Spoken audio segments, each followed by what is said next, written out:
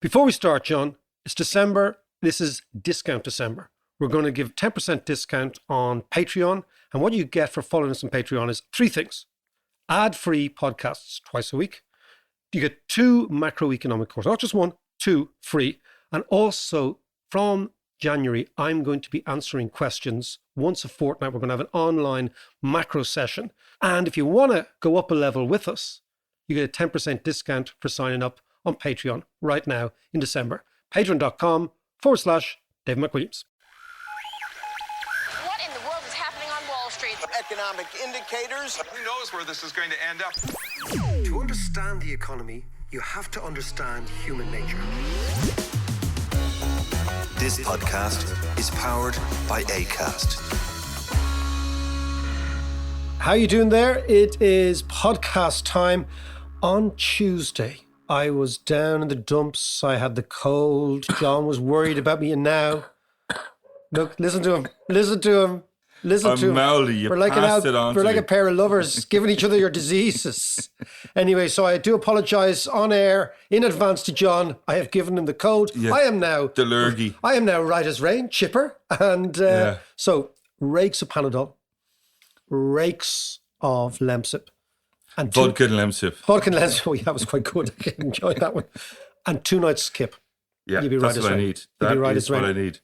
Anyway, podcast time. We're going to apologise in advance to our non-Irish non-this part of the world, because we're going to talk a little bit about Britain and France. But excluding France, Britain and Ireland, we're going to talk a lot about politics in this part of the world and what things are happening, because there have been a series of polls in this country which dovetail with polls elsewhere, which really reveals that the new type of politics that has been coming through, and therefore new types of economics that has been coming through, is not a transitory phenomenon. This is real. This is about to take power in many, many countries. And the idea here is that maybe if you take the long view, maybe the 40-year cycle, or maybe even definitely the 40-year cycle that kind of started with Thatcher and Reagan in 1980. And it had as its economic philosophy, small government, low taxes, blaming government for problems rather than government delivering the solutions, by extension in financial markets, talking about shareholder value. That revolution, monetarist, liberal, right-of-centre revolution, is probably coming to an end. And what I like, in all these revolutions, when they come to an end, they start as a revolutionary movement, they become mainstream, then the mainstream becomes the norm, then the norm becomes jaded, and within themselves, they have the seeds of their own destruction. And I think the seeds of the monetarist revolution, seeds of destruction, are the seed of inequality. So basically, you could have the economy going well, you could have extraordinary efficiencies in business, you could have globalization, you could have outsourcing, all that stuff. But the Achilles heel was the fact that the vast majority of the gains were not going to the average person, but they were going to the very, very top. So at the end, you get hyper inequality, and therein lies the seeds of the destruction, and you start again. And in the same way as what was replaced by Thatcher and Reagan was a big state world, maybe from 1945 to 1980, within that big state world, the seeds of the destruction were significant inflation, huge trade union movements, and the sense that the 1970s ended in sclerosis.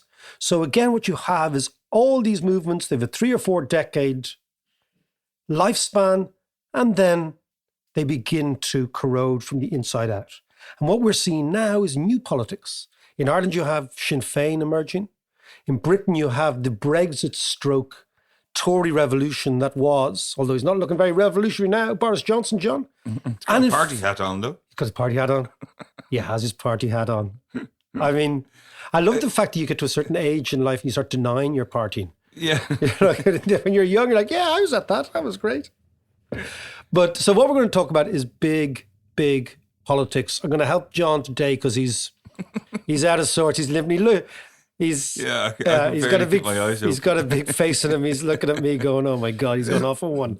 But what we're going to do, John, is we're going to talk to Kev Cunningham because we need, because the the pollsters have the detail, what people are actually thinking, what's really, really going down. So we're going to do, for an Irish audience and the Irish diaspora and the tribe out there, we're going to talk a lot about Ireland for the first about 15 minutes of this conversation. Then we're going to go into the UK, and then we're going to look at one of the most interesting elections, which is the French election, John. Yeah, absolutely. But Ireland is, I mean, it's relevant to everyone because Ireland is a microcosm of what's going on. It was always a microcosm. We've always been a leader, a leading indicator of change on the front foot, always. Ireland, the leading indicator of global change. That's what this podcast is talking. So let's go and talk to Kevin Cunningham. Kev, how are you? Good to see you. I'm great. I'm delighted to be here. How you're You don't sound it. I am. Enthusiastic. I am. I genuinely am. No, I'm enjoying myself. I enjoy the basement. We've lured you from the batter over to the deep south, over to the Alabama of Dublin and Dunleary here, the deep south. Alabama, Yeah, exactly. Tell us. There's been so many polls. Northern Ireland, United Ireland, Sinn Féin, Boris Johnson, the election in France. There's loads going on. Tell us about all these polls and the Shinners in United Ireland. What's going on? Yeah, well, I mean, there's two big ones really at the minute. Right across the board, in all the polls in Ireland, Sinn Féin are now massively ahead. That's partly because of the steady decline of Fine Gael. I mean, they've actually declined about 1% every month for almost 18 months, and they're a good bit behind. But then there's also this Northern Ireland feature, the United Ireland. That's a significant thing. We're talking about this all the time. We're trying to understand, is this likely to happen? There's a big poll out showing that 49% are in favour of staying within the United Kingdom and 41% going to United Ireland, basically up there. So that's closing quite quickly. That is, I mean, I did an event last week in Belfast on there's a movement called Ireland's Future. And it was really fascinating. It was extraordinary. And I gave the speech at it, the sort of keynote, because I actually think it will happen. But I think what I'm interested now is the numbers and getting a little bit more detail. I think it'll happen eventually. I think everyone does. Yeah. But what I want to is give me a sense on the United Ireland of what the numbers are. Yeah. So facts. So yeah, it's a really important point. So there's actually two different polling companies doing a lot of work in Northern Ireland. There's Lucid Talk and a lot of the online companies, and they're showing it quite narrow. There's some other companies that do some face-to-face work, like the Northern Ireland Life and Times. And the gap there is much, much bigger in the Northern Ireland Life and Times polls, and they do a face-to-face. The problem with some of those other polls is that if you look at them, Sinn Féin are around 10% behind what they should be. Now, I'm not really sure why exactly that is. Maybe some people, when they answer the door, if they're Sinn Féin supporters, they're not responding to these posters. But I think based on what we understand from the other polls, there's a bit of an error there. So, yeah, in terms of the United Ireland thing, I mean, a lot of people look at it in terms of this demographic feature. They think that it's baked in because of the numbers. Yeah. And certainly, look, if you go back to the 2011 census, you've got 41% Catholic and 42% Protestant. So it looks quite close. And obviously the 2021 census should suggest that you're going to have a Catholic majority, right? Yeah. But I think to some extent that's an oversimplification of what's going on in Northern Ireland. In fact, sometimes people try to break that down and try to say, oh, well, from that remaining 17%, what background are you from? Again, to try to present it as just this straight down the middle contest. But there's a couple of other things going on. Firstly, that demographic change is slowing down significantly. There was big demographic changes in the 1990s, but those differences are... There's a pro-Catholic... The pro-Catholic direction, is you're talking about gaining around 2 or 3% per decade now at this point. Yeah. It's definitely slowing down. The other thing about that is even when there is a Catholic majority, that doesn't mean that there's an adult Catholic majority, right? Yes. Because the oldest subset of the population tend to be Protestants. Yeah. So there's a big gap there. Then the second big reason is that there's a significant softness in the Catholic vote, right? Yeah, let's explore this a bit. Yeah, so if you were to look at how people voted in the last, say, assembly election, and there is an assembly election next year, which is very, very important, and some might argue that if Sinn Féin get the First Minister, then maybe that's an argument for having a United Ireland debate again.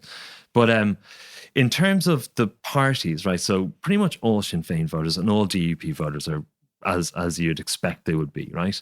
But when it comes to the soft unionists, the UUP, they're a lot more in favour of the UK than, say, their comparators in the SDLP. So the SDLP are only around 60% in favour of United Ireland. So there's a lot more softness within that SDLP vote, basically. So the soft nationalism is what we're talking about. There's significant whereas soft amongst the unionists, it's pretty much hardcore. It is definitely harder. And the most interesting thing is because the ethnicity thing, which is basically about Catholics and Protestants, doesn't really tell you very much about people's attitudes. When you ask people separately about their identity, whether they consider themselves British or Irish or Northern Irish, that's a much better predictor of how they are looking at, and we see this in the polls, how they are looking at the national question. And what does that tell us? Yeah, so people who consider, so as I said, if you're Catholic, you're about 80% likely to vote for United Ireland. If you're Irish, you're about 96%, right? But the thing about the British-Irish thing is that there's a third category that is very, very big, which is the Northern Irish identity, which is huge. In fact, it's larger than the Irish identity. So it's, Northern Ireland is breaking up in terms of about 48% British, 28% Irish, and 29% Northern Irish from the last census.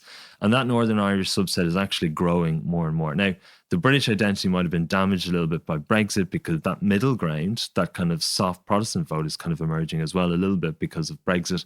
A lot of people who identify as Northern Ireland on the Unionist side, Northern Irish on the Unionist side, would have voted for a Remain. They would be more middle class. And in fact, that, even though in spite of the fact that the Sinn Féin and the DUP have won all these assembly elections, there is this underlying growth in the soft middle within Northern Ireland. I mean, one of the major reasons why people vote for the DUP or Sinn Féin is to try to guarantee that one or the other gets the First Minister position. So they're kind of being bullied a little bit into doing that, whereas this middle ground is opening up. And the Alliance Party got 16% in the last general election, if I remember correctly, and they did very well in the European election. So there is this kind of opening up. And I think rather than these kind of incremental small percentages in terms of this demographic change, the job of work really, if one wants to have a United Ireland, is actually convincing this middle ground, the soft Catholics and the Alliance voters, who are relatively evenly split, but a lot of people are undecided there, that this is a positive thing. Now, can you explain to me, when you go a little bit deeper into the soft Catholic and Alliance votes, what are their attitudes about everything else? Are they broadly similar? Oh, they're broadly similar to the other Catholics. I mean, one of the major issues up there is the protocol, right? Yeah. And they're in favour of the protocol. That breaks down perfectly on the kind of nationalist But in terms lines. of liberal issues, because what always intrigued me is that Shannon and I were having a discussion about Ireland when she first met me, right? Yeah. There was no contraception here. Yeah. Right? Think about it. People of your generation and even younger find this impossible to understand. There was no divorce, right? Think about it, right? There was certainly no abortion, okay? No gay marriage, nothing, right? And then this country went on this 30-year kind of journey of liberalism. And when you're in Northern Ireland, when I talk to my nephew, for example, right? And younger members of our family up there, they're liberal, they're tolerant, they want all this stuff, right? Yeah. I mean, is it possible that the North is going to go on this sort of liberal journey as well? And then the extreme DUP hard line on the liberal issues will just look like anachronistic? I mean, if that is the argument, I think it's a fairly plausible argument because there is significant majorities for the liberal perspective in Northern Ireland. Yes. That's absolutely true. I know the DUP suffered quite significantly when they changed leader to someone who's really conservative, and they got rid of the guy after a couple of weeks. I don't remember this, but What was his name again? Jesus, I can't remember the DUP voter. I remember Poots. Poots, good man, thank John. you, Jesus. The DUP they'd always prided themselves on, we have a strong leader for ages because Paisley was there for 100 years. And then he got rid of it. And now, of course, they have Donaldson, who is quite conservative as well, isn't he? He's more moderate, definitely. I mean, he's from the UUP as well. So he's kind of come in from that moderate perspective.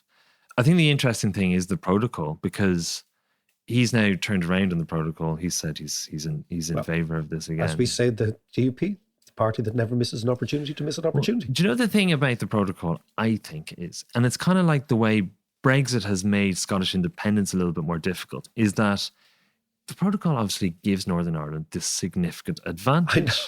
I know. An economic advantage. While it brings them economically closer to us, I mean, they're throwing away something significant if they decide to have a United Ireland, because it means that all of a sudden there's an additional trade deal required. Again, that's similar to Scotland, right? Whereas a new trade deal would be on the cards if Scotland decided to go independent. And that was, I mean, they were arguing last time over the shape of the coins. I think last time it was whether they'd be able to still have the sterling.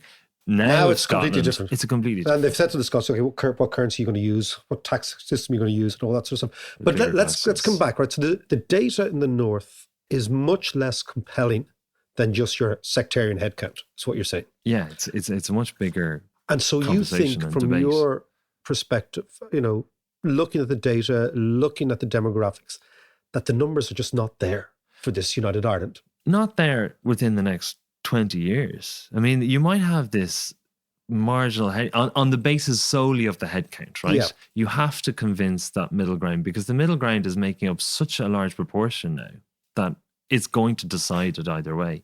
It's not just going to be the So we could have a Sinn Féin First Minister for a long time before you get anything like a guaranteed majority for United Ireland. That's what you're thinking. Yeah, that is true. So that would be quite weird. You could have a Sinn Féin government here. You could have a Sinn Féin government in the north, and yet you have no real chance of a United Ireland on the basis of the demography. Yeah. Can I ask you a question? Do you think there will be a Sinn Féin government here? Now, that's the next poll I want to go into, right? The next poll is it's difficult to get 80 seats in this country. That's the thing. It is, yeah. So even if the polls, and you can tell me about them, are saying the Shinners could even get as much as 60 seats, which they could, right? Yeah. Is that's what the polls are saying? When you go, I mean, the numbers that you're getting at here is, if you look at the numbers on the basis of the current polling, Sinn Féin are going to need pretty much everything apart from Fianna Fáil and Fine Gael to get in on their own. They're going to need Labour, Social Democrats, Greens, and Aon too, and all that to get it. And actually, that just about gets there, basically, but that's very difficult. So what you're saying is Sinn Féin, what are the polls saying in terms of the numbers for Sinn Féin right now? Off the top of my head, you're talking, depending on what poll you look at, Sinn Féin are kind of low to mid 30s. You're talking about 33-34% thereabouts. Yeah. Right. Fianna Fáil and Fine Gael are in the low 20s. So there's now a substantial gap. If you talk about the percentage of the parliament, we have a proportional system. So the easiest way to think about this is they're going to get low 30%. There's actually a little bit of a seat bonus as well that you can get when you get a higher percentage of the vote share. But yeah, that's broadly what they are. First of all, we're talking about Fianna Fáil and Fine Gael now as a bloc. This is it's quite interesting. For all our history, they were never a bloc, but so now we're assuming that they're going to go together. Well, I mean, so the only, I mean, the Shinners and Fianna Fáil. The Shinners and Fianna Fáil is actually the only, and was at the last election, at the end of the last election, the only really kind of, apart from Fianna Fáil and Fine Gael, obviously, which is what has happened, but Sinn Féin and Fianna Fáil is definitely a viable government together. I mean, on basis of the current polling, they definitely will make the numbers, and they probably would make it next time as well. So, what do you think the likelihood of that is? It's a massive. One of the interesting things about Sinn Féin versus Fianna Fáil is they're so similar in so many different ways, right? Sinn Féin are promising low taxes and all the sorts of stuff that Fianna Fáil offered in the 1970s. But there's one thing that is just so different between them, and that's the Sinn Féin sort of internal discipline. You will never hear a Sinn Féin deputy or backbencher or anything like that complaining about the leader of their party. Whereas for Fianna Fáil, that's every day. That's just all the time. It's part of the course. And that's the problem for Fianna Fáil to go into government with Sinn Féin, because how do they do so if they're going to have this kind of they're going to have a massive internal debate before they could ever even get to that stage. But they have proven themselves as a party to be very capable of having internal debates and staying in power. Yeah. If that's what they want to do. And of course, ultimately, if Fianna Fáil want to own the nationalist question, they will have to do some sort of deal with Sinn Féin, because Sinn Féin are an anathema to them, if you think about it. Yeah. And tell me, let's go into the polls. Why are people voting for Sinn Féin? Why, when you ask people, when polls are asking, what are the reasons? Okay, so if I can break this down very quickly to two, because some people are thinking about the long-term trends. There's a long-term trend here as well, where the two big parties have, generally speaking, declined since the 1980s, since what we were talking about earlier. Ireland has changed. Yeah. And in that period, Ireland used to be a complete outlier in European politics, and that every other European country had 30 to 55% voting for the left. That has changed significantly over time. So one of the major reasons why Sinn Féin is getting the vote it's getting is because it's just in the right place at the right time. The Labour Party was only trying to get that left-wing vote back in the day, and there was only around 15% who are willing to vote for a left-wing party. Nowadays, because it's a more secular, more well-educated country, there are significant differences and reasons why people are more likely to vote for left-wing parties today. And there's been a general shift towards people identifying as being on the left. And so that's this long-term trend, which doesn't necessarily relate to Sinn Féin, but it's just they just happen to be there. They happen to be there at the right place at the right time. And actually, that is also one of the reasons why when you ask people in open-ended text questions, why do you vote for Sinn Féin? They generally say, oh, change, or because I'm opposed to Fianna Fáil and Fine Gael. And in a poll we've just done last weekend, we asked people directly this question. We listed the possible reasons that we found in previous open-ended questions: United Ireland, policies, leadership team, Mary Lou. Yeah. And what is it? It's anti-Fianna Fáil, Fine Gael and voting for change. That's what it is. That is it. Okay. That is the dominant reason. There's a bit on the spokespersons. Clearly, Owen O'Brien is actually quite popular among a certain subset of the population, but definitely that is the dominant reason. So it's an anti-establishment, anti the people who've been running this place for the last 70 years. Yeah, definitely. That's exactly what it is. And obviously there's an economic bent to this. If you look at the demographics, if you look at the types of people that are supporting Sinn Féin, in the polls I do, the biggest demographic for them is the 25 to 34-year-old group. And within that, among males, they're getting almost 50% of that vote. So it's a renter population as well. They're well over 40% among those that are renting, and lots of other demographics. In fact, what's alternatively interesting from a media perspective is that Sinn Féin do okay around 20% of the vote on people who, say, watch RTE or people who read The Independent or read the Irish Times. But outside of that, they're 40% on everything. Like local papers, don't read newspapers, tabloids, everything else outside that kind of, that perhaps bubble maybe is establishment. We're going back to that idea. Yeah. And tell me about the UK. Are the UK now doing polls about United Ireland? Are the UK now doing polls on Sinn Féin? Is there an interest now from the UK that wasn't there, let's say, 12 months ago, 18 months ago? Yeah, there definitely is. I mean, I as I mentioned to you before, I've had a couple of phone calls from lots of different newspapers asking about the rise of Sinn Féin even this week. I'm pretty sure that they're covering a number of stories about the rise of Sinn Féin. And a lot of that was come even before the polls that have come out relatively recently. So there's definitely a concern over there. I mean, I remember being over there when I was working in politics over there. And it was kind of funny is that sometimes people would sort of say to you, oh, we don't want Northern Ireland, we'll give it back to you. And, in our political strategy and everything, we produce maps and everything. We'd produce a map of Britain. There would never be kind of strategic maps that would even account or include or look at Northern Ireland. It just was like another place. Yeah. A foreign place for them. Out of sight, out of mind. It was not interesting to them at all. Now, obviously, with Sinn Féin coming up and down here and obviously in the north, it creates a different dilemma. It's obviously interesting. It's a kind of interesting story because, Now, can I ask you, do you think the Sinn Féin vote is permanent or temporary?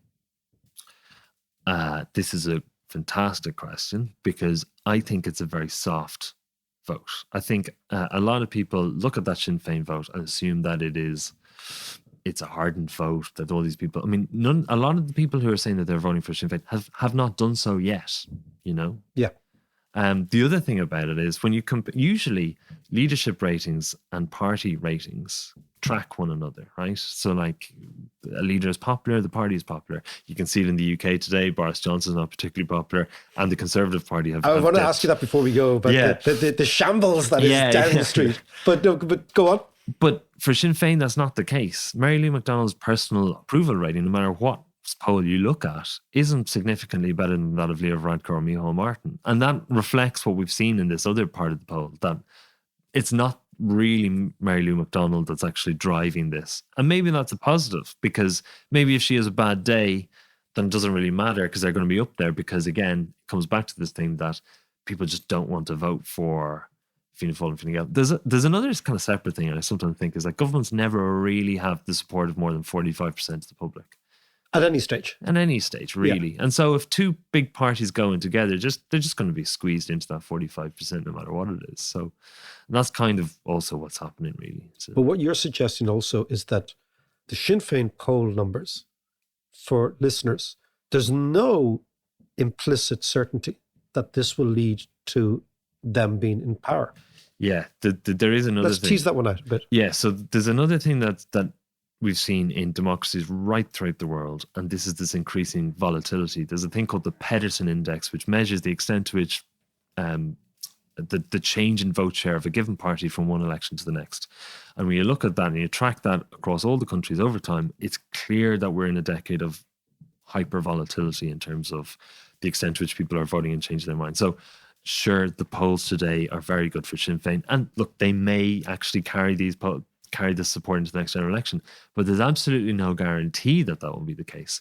There's been a lot of elections relatively recently, and we've talked about them before, in Germany, where the SPD, probably the most boring party you can imagine, all of a sudden came up, surged. And they're now winning. And they're, exactly. They have the boss, the top job. Absolutely. And there was a fear about 4 years ago that the SPD would disappear.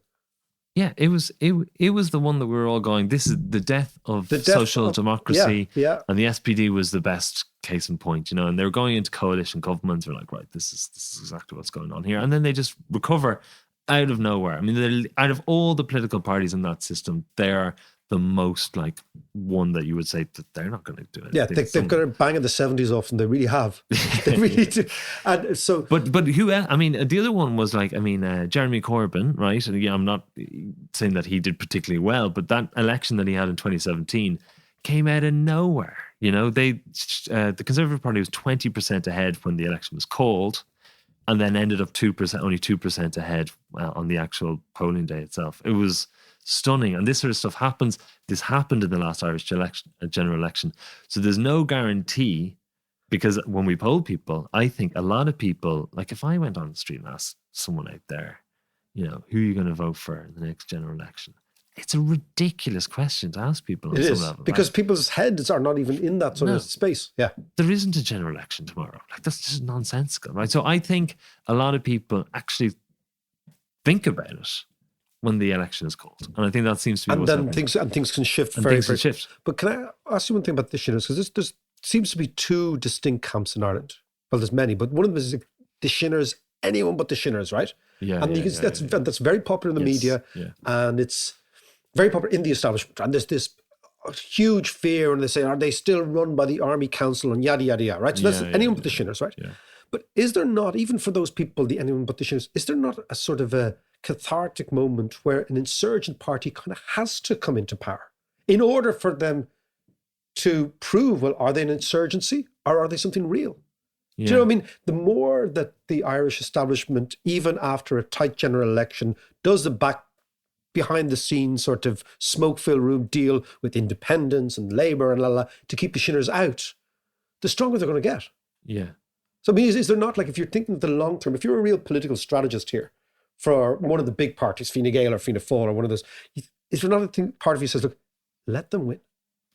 Look, I totally agree. And it relates to our French friend that we were going to talk about. And it's this idea of if you amplify the idea of someone is this scary thing, because this is the problem I have, is that the people who might say that thing is really scary, don't touch that, aren't really the most trusted people in society. Unfortunately, right? It'd be great if politicians and journalists and everything were among the most trusted people in society. But unfortunately, they're the least trusted. So it's like my enemy's enemy is my friend sort of thing goes on here. So I think when people try to push these guys outside the cordon sanitaire, it actually gives them a little bit more of excitement, a little bit more, there's a bit of a risk, a bit of chance here. Who's going, So, and I mean, like, it's when the Shinners have to talk about raising taxes or balancing budgets, all these sort of things. When you normalize politics and you normalize a party, and then people say, well, you said you were going to build 50,000 houses and there's 28,000 built. Yeah. And house prices are still rising and rent's still a problem. That's when a party becomes either a permanent thing or a transitory thing. Well, it just reminds me of this weakness in the Sinn Féin coalition. The fact that they have these two groups of voters and they're presenting policies such as the carbon tax. They're not in favour of carbon taxes and they're not in favour of property tax. And on those two issues, that subset of the population that is quite left wing, I guess, that's not going to be particularly popular because that looks very much like Fianna Fáil in the 1970s, not in favour of dealing with these sorts of problems. Well, I mean, the property tax is the weirdest one because the left in Ireland, even the extreme left in Ireland, are against property taxes, which seems to make no sense. Yeah, because if you're not taxing property, you're taxing income, you're taxing people. Yeah. And it's a very strange one. But let's leave this island. I want to go to the UK and then I want to go to France, right? What about our friend Johnson? Yeah. Johnson, he's been partying, he's been having babies, he's been the whole thing. Yeah. I mean, this is the... I'm watching Peppa Pig, of course. Watching Peppa Pig, yeah. Watching Peppa Pig. Well, this is his... It's very interesting. Obviously, there's this scandal where they had this party. Pippa Crerar of The Mirror reported on it, and then a couple of days later, the ITV released this footage, and it was clear that actually they had a party, and all this kind of denial is coming out. But it was also on a day that there was huge numbers in infections and deaths. Oh, the actual day of the party? Yes. Yeah. They had an awful time in 2020, the UK. They really, I think, were scarred, but obviously it's very open now, but...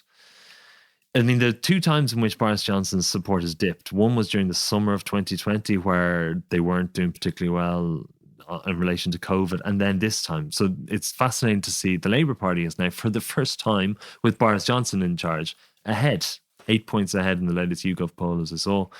And that is quite significant. Now, it's 8 points is huge. Yeah, 8 points is a jump. And so this has had a very clear and definitive effect. And it's quite interesting why something like this can have an impact on the popularity of a leader, and so many other things perhaps in the past didn't. And I think it's because the pandemic is something that a lot of stories obviously are just kind of inside baseball, not really people pay much attention. But this pandemic, I think everyone had to do certain things. Everyone, and behave in a certain way. Yeah. And it's a certain thing, I think, that really undermines politics and government if they kind of are seen to be not behaving by the rules which everyone else is behaving by, and they're telling everyone to do. So, like, the pandemic is a fascinating thing because I can normally, if I do a poll on some topic, it might be too inside baseball. It might be not something that people are generally recognizing. But the pandemic is quite interesting because everyone has an opinion on COVID-19 and restrictions and openings and vaccinations and everything. Yeah, because you have to pay attention to it.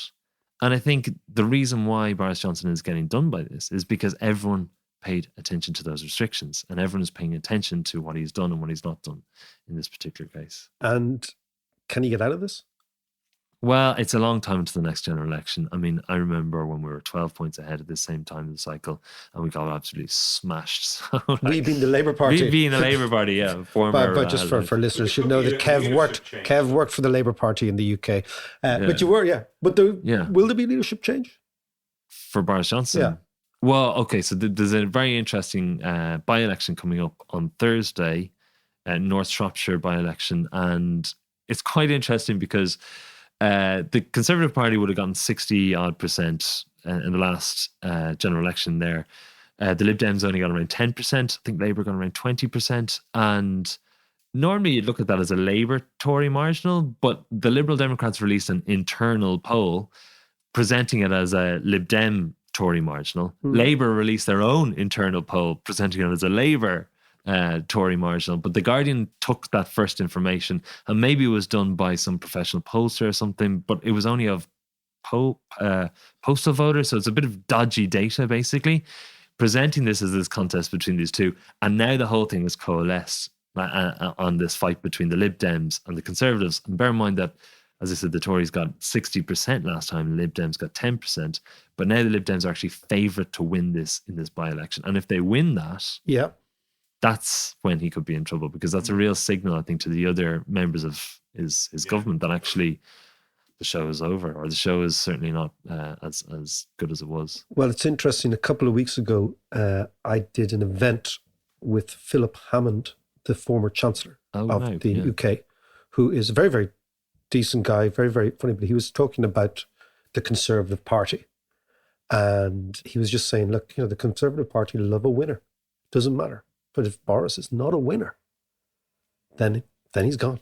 That's the same. He can do whatever. He can deny he's got children. He can have this, that, there, as long as he's winning, right? Yeah. But if it turns, they will turn against him. But the question then is, who replaces him before an election? Or do they go and lose the election? Rishi. Yeah, I was just going to say Rishi Sunak. Yeah. Yeah. Replaces him straight away. Well, he's the obvious candidate. He's very popular. He is actually very popular. Is he very popular amongst the grassroots or in the UK in general? In the general population, yeah. Right, he's regarded his as... approval rating is quite big, yeah. So he'd be a serious threat He's to Johnson. the obvious choice, yeah. And you'd go from chaos to competence in one move. Yeah, he looks good, I guess, He looks confident. Now, speaking of big countries, competence, let's go to France. Because this character, Zemmour, came out of nowhere. Well, he was a TV star, wasn't he? He was a TV show. Yeah, he was a journalist. He's interesting because he was an intellectual sort of, he basically is the Bolsonaro of France, is the way you can put it. Right. So, and this seems to be a playbook now at this stage. So you go on television and you speak, absolute garbage to attract attention. You just say whatever the hell you want. One of his lines was, unaccompanied foreign minors were thieves, murderers and rapists. This is the Trump playbook as well, isn't it? Yeah. Now, the difference between him and Trump is obviously that he has a bit of brains behind him. He was studied at the elite universities of science, CSO. Yeah, but Trump was in Wharton. Was Trump in Wharton? Wharton, right here. Go on. Trump wrote a book, didn't he? I think The Art of the Deal. The Art of the Deal. I love that book. But yeah, so also the French citizens should only be allowed to give their kids French names. So that was gas as well. But he's basically no Mohammed, no Ahmed, no Faisal. That's what he's saying. Yeah. But he's also due on trial for incitement to hatred. So he is pushing this thing out. He's not a stupid man. And he's a Jewish racist. Yes, which is another strange thing. There was some perverse thing he was suggesting that Vichy France was good to the Jews or something like this. That they protected them, even though there was some particular character that actually was particularly bad in that regard. Yeah, there was some stunning stuff. So he's a really perplexing combination of characteristics. Yeah, but he's popular. He is significantly popular. He's interesting. He is now sort of in fourth place. In fact, he was actually in second place until only a week or two ago. One of the interesting thing is he's obviously far right, right? But his support differs slightly from that of Le Pen in that you're talking about higher social grades. You're talking about public intellectuals. He does relatively well among the upper middle class, older people, and among men. And she does well among kind of the traditional blue collar type workers. So they're coming at that same vote from relatively different perspectives.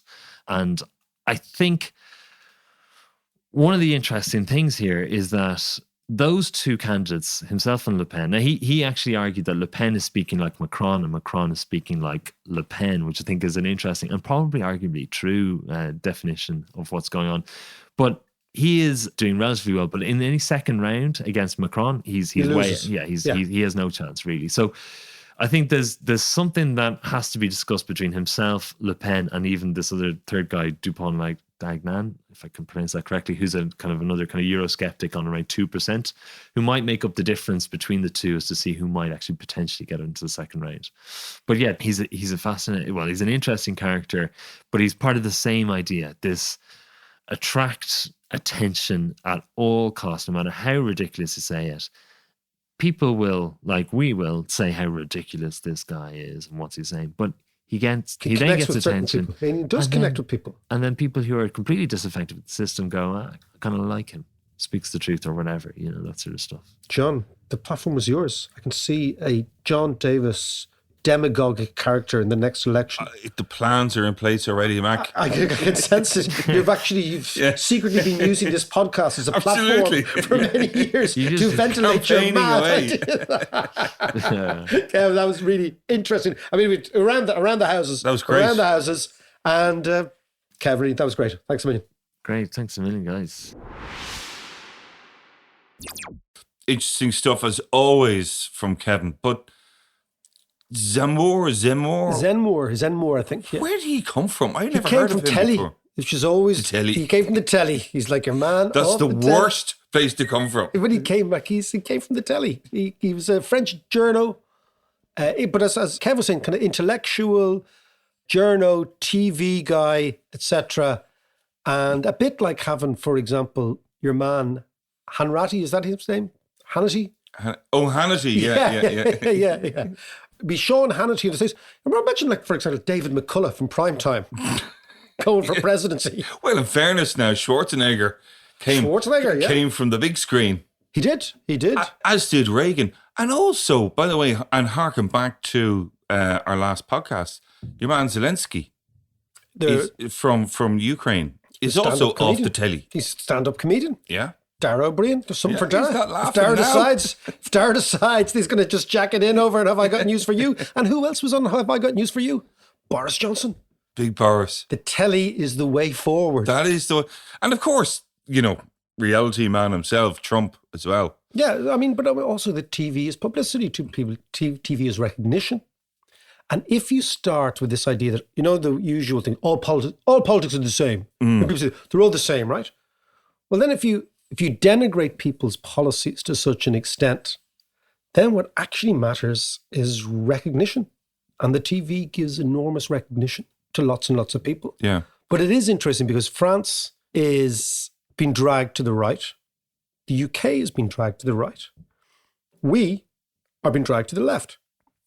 But there's many people would argue that in the broad umbrella of Sinn Féin are many elements that are both on the right and the left. Yeah. So it'll be very interesting to see what happens. But was there anything surprising in that for you? Look, I think, and it's a weird thing to say on the podcast, I think it's probably about time that Sinn Féin got a chance. You can't orchestrate politics all the time on keeping these people out. There has to be something more for politics, And if they are getting the lion's share of the young vote, if they are accelerating in the polls, maybe it's time to think, okay, Sinn Féin in power.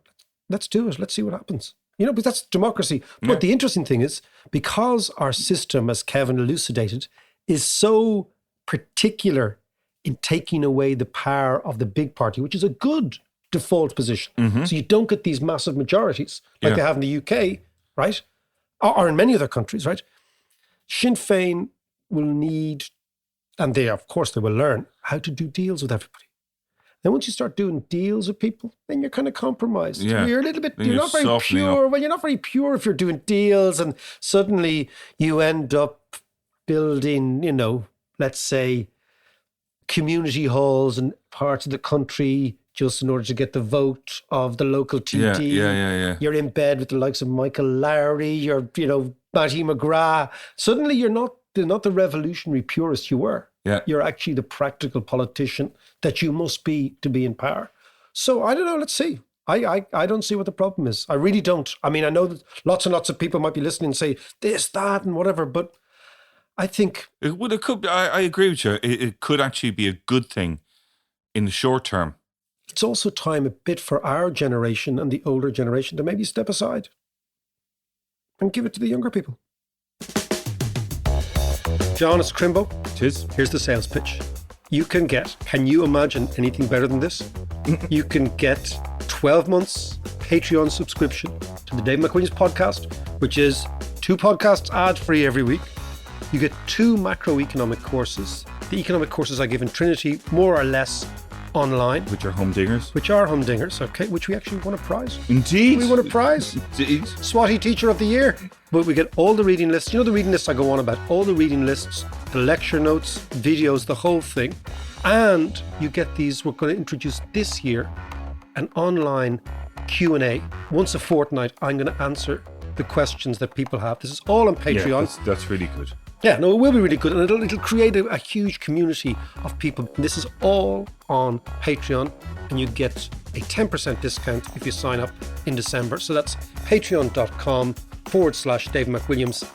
And if you sign up now to Patreon, you get 12 months for the price of 11 months for an annual subscription, and or you can look at it by getting 10% off for the whole thing. And the key thing is it's not just the podcast, it's the learning, it's the community, it's the engagement, it's all together. We're going to go up a level Yeah. 2022. Do you know what as well? It's a bloody brilliant Christmas present. You're absolutely right.